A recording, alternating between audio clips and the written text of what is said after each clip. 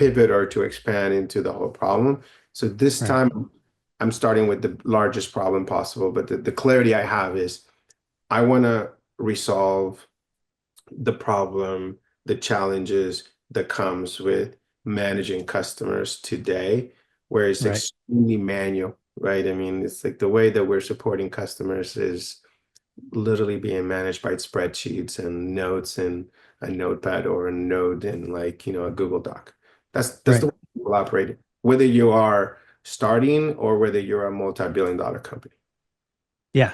Yeah. Trust me, I've been in Stripe's customer success and service. And if a $1 billion company like that can't figure it out with all the people and resources and technology stack at their disposal, then we know Yeah. it's pervasive for sure. Right. So let's go into that, the rigidity of the CRM, right?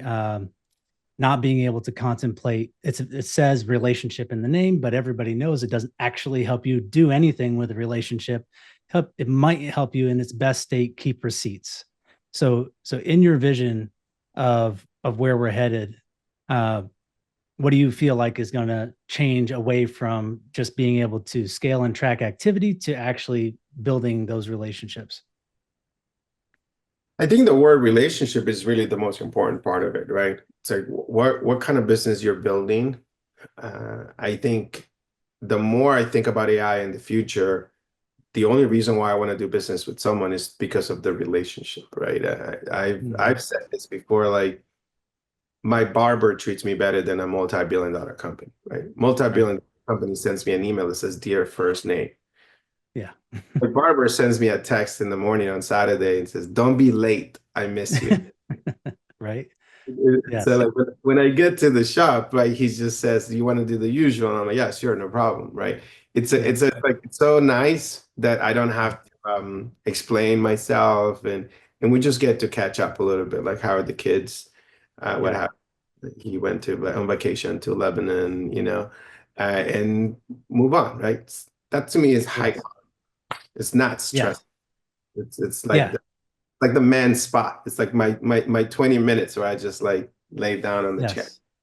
Yes. Yeah. That reminds me of that book, Irrational Hospitality. And I think there's a section Oh, in there where they talk about like this restaurant that already knows what you had last time. And it's kind of that same experience where we don't really need to catch up on all of the basics to be able to just get started, and we avoid all of that friction. Um, so if someone's listening today, what are the things that they need to start to think about? Because everybody has a rigid CRM that isn't functioning this way today. Right? What are the things that they need to think about? I'm thinking about CRMs, right? It is we have to think about as a founder, as a business person, right? Is that what is the experience that we want to give the customer? Right. I'm a big fan of irrational hospitality, right? It's like I get the goosebumps, right? When it's like it's your anniversary, you left the champagne bottle in the fridge, they send a waiter to the house. Yeah. The couple was there and they're like about to explode. And so they're like, by the time home, it's just like, that's what I like to think as a founder, how I Right. want to treat an individual. And Hmm. my hope, I'm being selfish, right, is that if I treat you well, you stick with me as a customer. All That's, day. I'm being point blank, right? I mean, this is no, not fake, right? It's like, I want to treat you the best because don't ever want you to leave me. And if I Hmm. stop treating you the best, and if I stop contacting you, then that's when people turn, right? Yes. You have it. Yes.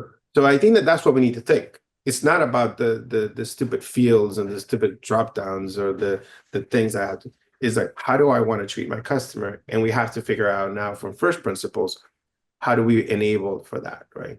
Which, Hmm. Four Seasons is very famous for hospitality, right?